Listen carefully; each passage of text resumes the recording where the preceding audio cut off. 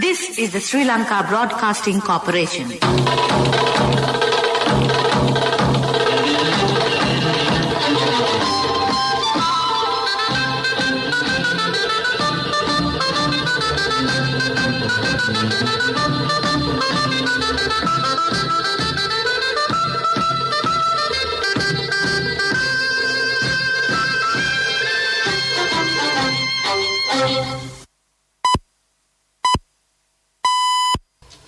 .45 a.m. This is the Sri Lanka Broadcasting Corporation. The news edited by J. Yogaraj and read by Mario Vijayavardhana. The headlines. Interprovincial travel restrictions are fully relaxed from today. All employees from government and private sectors are expected to report to work as usual from today. Sri Lanka will operate a total of 77 COVID-19 vaccination centres to administer the second dose of the AstraZeneca COVID-19 vaccine from today. Employees in the education sector also recalled to work from today. The daily COVID infections climbed to over 2,500 yesterday. Sri Lanka reports 67 more COVID-19 deaths yesterday. Another ex-domestic aide at MP Bathiuddin's house claims she suffered sexual harassment. In news overseas, tanker attack, UK and US blame Iran for deadly ship attack. In sports, Tokyo Olympics, Valerie Adams makes history with 4th medal. Interprovincial travel restrictions are fully relaxed from today. The restrictions were imposed due to the COVID-19 pandemic. However, with the present expedited vaccination drive, the government has decided to relax the restrictions fully effective from today. It was observed that the economy of the country was severely affected due to the COVID pandemic situation. Taking this point into consideration, the government-headed President Gotabaya Rajapaksa has decided to relax the restrictions for the benefit of the general public. However, the general public is advised to follow the health regulations during each and every activity. All government and private sector employees are expected to report to work as usual. A relevant Gazette notification was released by the Public Administration Ministry recently. Meanwhile, State Minister Dilum Amnugama says the Sri Lanka Transport Board and the Sri Lanka Railways have made arrangements to deploy the necessary buses and trains for the benefit of the employees travelling long distances. The chairman of the Sri Lanka Transport Board, Kingsley Ranawaka, says buses will operate as usual. The general manager of the Sri Lanka Railways, Dhammika Jayasundara, says 11 trains will be deployed to be operated on the main lines from today, out of which 2 trains will travel from Kandy to Colombo. 20 trains will be deployed for coastal line journeys. The Secretary to the Ministry of Education has requested all the provincial, zonal and divisional education authorities, principals, teachers and non-academic staff to follow the circular on recalling public sector employees to work from today, the 2nd of August. On Friday, the Secretary to the President P.B. Jayasundar announced that all state sector employees will be called back to work from Monday. Accordingly, the Secretary to the Ministry of Public Services, Provincial Councils and Local Government J.J. Ratnasiri published a circular in this regard. In addition, all circulars permitting work from home arrangements and limited number of staff members to be present at the workplace on a rotation basis in a bid to control the spread of COVID-19 were also revoked by this new circular. The decision was taken with the intention of restoring normalcy in the public service, as a majority of public servants have been vaccinated against COVID-19. However, teachers across the island had withdrawn from conducting online lessons on July 12th, demanding solutions for anomalies in salaries, the forced quarantining of protesters, and several other issues. The strike, joined by a total of 17 trade unions representing school principals and teachers, including the Ceylon Independent Teachers Services Union, has been going on for more than 20 days now. Sri Lanka has commenced operating a total of 77 COVID-19 vaccination centres to administer the second dose of the AstraZeneca COVID-19 vaccine from yesterday to the 6th of August. For the first time, the vaccination centre at the Vihara Mahadevi Park will administer vaccines 24/7. Therefore, the people who are expected to obtain the second dose of the AstraZeneca COVID-19 vaccine can do so by visiting any of the 77 vaccination centres at their convenience, as all centres will be walk-in vaccination centres. However, 3 vaccination centres in Colombo by the Colombo Municipal Council and the Sri Lanka Air Force will operate under an appointment-based system. The public is requested to carry their NIC, passport and the vaccination card with them to any of these vaccination centres to obtain the second dose of the AstraZeneca vaccine. Meanwhile, the second dose of the AstraZeneca vaccine was also administered at the BMICH and the Army Hospital yesterday. People from various places in Colombo were waiting in a long queue to receive the second dose. It was also observed that there was an increased enthusiasm and interest on the part of the general public to obtain the second dose. This news broadcast comes to you from the Sri Lanka Broadcasting Corporation. Sri Lanka Insurance, like a father, like a mother.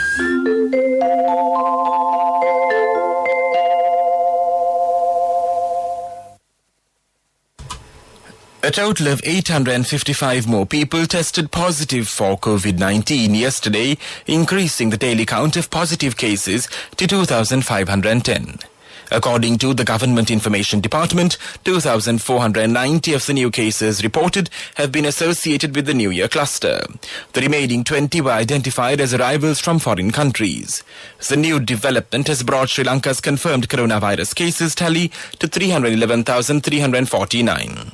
The epidemiology unit's data showed that as many as 278,910 patients who were infected with the virus have regained health so far. Meanwhile, the death toll now stands at 4,508. Nearly 28,000 are currently under medical care at selected hospitals and treatment centres across the country. The Director General of Health Services has confirmed 67 more COVID-19 related fatalities that have occurred yesterday. The new development has pushed the official death toll due to the virus in Sri Lanka to 4,508. According to the data released by the Department of Government Information, the new victims confirmed include 31 females and 36 males. One of them is aged below 30 years. 10 victims are between 30 to 59 years and the remaining 56 are aged 60 and above. Investigations disclosed that 3 of the 11 women who served as domestic workers at MP Rishad Bathiuddin's residence in Colombo since 2010 have died. The police launched investigations following the death of the 16-year-old girl who recently died of burn injuries while working at the residence last month. Following the investigations, the police said that 11 women, including the 16-year-old girl, had worked as domestic aides at Bathiuddin's residence between 2010 and 2021. Then, special investigation teams were deployed to record statements from the women who had previously worked there. The police had earlier said the same broker who brought the 16-year-old girl to the MP's house was instrumental in bringing the other women too to the residence. It is learnt that in addition to the teenage girl, another woman who had worked there earlier had died due to an ailment, while another woman is reported to have committed suicide after she had left the MP's residence. The police said they have recorded statements from 8 women to date. That's local news. The largest bonus declared in the history of the Sri Lankan insurance industry. Sri Lanka Insurance Grand Bonus, an unmatchable bonus of 8.6 billion rupees only for Sri Lanka Insurance life policy holders from the nation's largest insurer. Call 0112-357-357 for more details. Sri Lanka Insurance, like a father, like a mother. The main news story is brought to you by Siddhalepa Vedamahatmya. Inter-provincial travel restrictions are fully relaxed from today. The restrictions were imposed due to the COVID-19 pandemic. However, with the present expedited vaccination drive, the government has decided to relax the restrictions fully effective from today. The main news story was brought to you by Siddhalepa Vedamahatmya. And now in Watchlight, the health officials request the public to follow the health guidelines during this period. Although the travel restrictions are relaxed, the public is requested to follow the special guidelines released by the Health Ministry to control the third wave of the coronavirus outbreak. The health officials warn that further travel restrictions will be determined in the future based on the behavior of the general public. That came to you in Watchlight. And now in world news headlines, tanker attack. UK and US blame Iran for deadly ship attack. Nigeria suspends hush-puppy-linked police officer Abba Kyari. Madagascar arrests generals over plot to kill President Rajoelina. The UK and US believe Iran was behind a tanker attack that killed 2 people and have vowed to respond, calling it a violation of international law. The MV Mercer Street, operated by an Israeli-owned firm, was attacked off Oman on Thursday. A British national and a Romanian citizen were killed. The statements came after Israel's Prime Minister Naftali Bennett said there was evidence that its long-standing foe Iran was responsible. Nigeria has suspended one of its most highly respected police officers after he was indicted in the US on money laundering charges. Deputy Commissioner Abba Kyari is accused of taking bribes from Nigerian Instagram celebrity Ray Hushpuppi, who was pleaded guilty to money laundering in the US. Mr. Kyari has denied the allegations. The allegations shocked many Nigerians, as he was known as a super cop who went after criminals. High-ranking army and police officials have been arrested in Madagascar in connection with a failed attempt to kill the country's president. The arrested include 5 generals and several active police officers, meaning 21 people are now being investigated over last month's foiled assassination. Authorities have also seized a gun and $250,000, local media said. The attempt on President André Rajoelina's life was among ongoing turbulence rocking the island nation. And now the main points of the world news segment once again. Tanker attack. UK and US blame Iran for deadly ship attack. Nigeria suspends hush-puppy-linked police officer Abba Kyari. Madagascar arrests generals over plot to kill President Rajoelina. That was world news. Development News is brought to you by Quality matters than price. So as an engineer, I recommend Melba RB500. It's made with virgin billets using the latest technology. Melba RB500, number 1 in Sri Lanka. Truly Sri Lankan. The Bulat-Kohupitiya Kalupahana Road in the Kagala district will be developed. A sum of 84 million rupees has been allocated for this purpose. This project is carried under the 100,000 kilometer Rural Roads Development Program.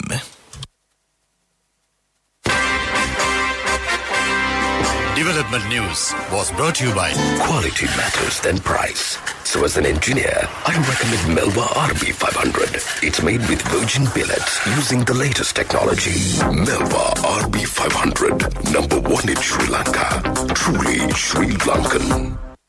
And now in sports news, Tokyo Olympics, New Zealand's Valerie Adams became the first woman to win medals at 4 Olympics in a single field event after claiming bronze in the women's shot put. The 36-year-old was the Olympic champion in 2008 and 2012 and won silver in 2016. Adams also became the first athlete to compete in 5 different Olympic shot put finals. That was sports news. Contributory deposit of 1,000 rupees from NSB when your child enters grade 1. Open a Hapan Children's Savings account for your kid today. Higher interest. Conditions apply. Business News. Sponsored by National Savings Bank. The safest place for your money.